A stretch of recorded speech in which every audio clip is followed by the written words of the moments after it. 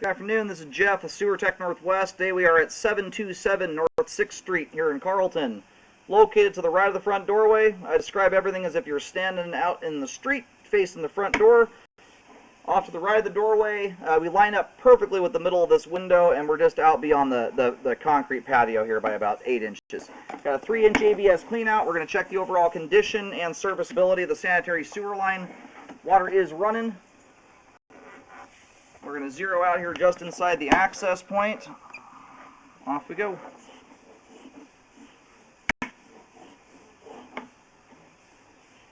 That's got really nice slope to it there. Good hard dive. Making a transition here over to 4-inch PVC pipe.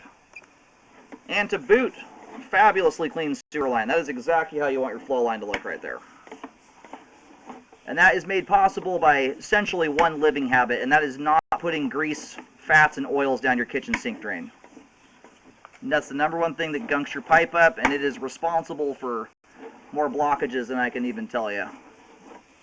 After 13 years of scoping sewer lines, I'm more concerned about grease buildup in a lot of cases than I am structural issues. I have found is that the combination of thick grease buildup and improper items are often what exacerbate things like bellies, offset joints, things of that nature into an actual problem.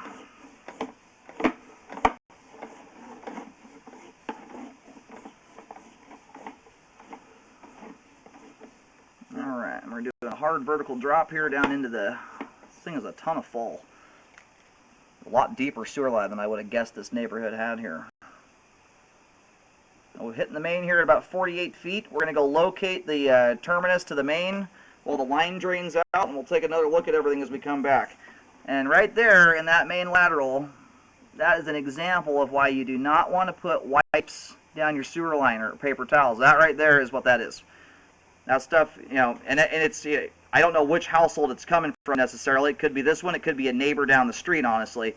But it doesn't take very many households doing that, and you can get enough of that stuff built up in a main lateral and back the whole street up. So it's not a point where the main necessarily needs a Vactor unit to go through it. I'm mostly pointing it out for educational purposes. That's why you don't want to put that stuff down your line right there. Luckily, it's all in the main lateral. Alright, located the camera head successfully. Line terminates out on North 6th. Terminates kind of on the we're over halfway across the street, about 2/3 of the way across the street, so close to the other side of the road. I wish we'd get a big gush of water coming down the main here. Try and bust that junk up. Anyway, toilet paper flows, wipes do not. That's the moral of that story. Anyway, not of huge concern. With the configuration you've got here, it would take quite a lot more of that junk to get to the point where it would be causing a problem. Which is something you want to make sure. Flushable wipes have hit the scene here. I'm not sure if that's what those are. Once you get enough gunk over the top, it's hard to tell if they're wipes or flushable ones. But either way, I put those in the improper category. They are slightly less terrible than paper towels are. And especially when a household replaces toilet paper altogether with them.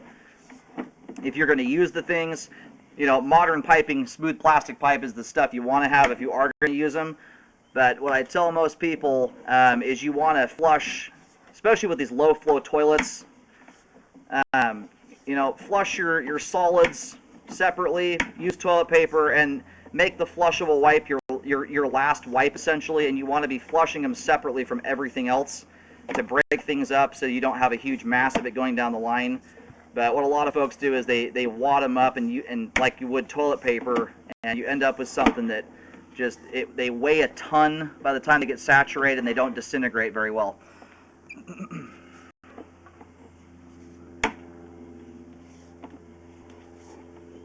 The line does a little bit of a zig and a zag, but overall it pretty much runs straight.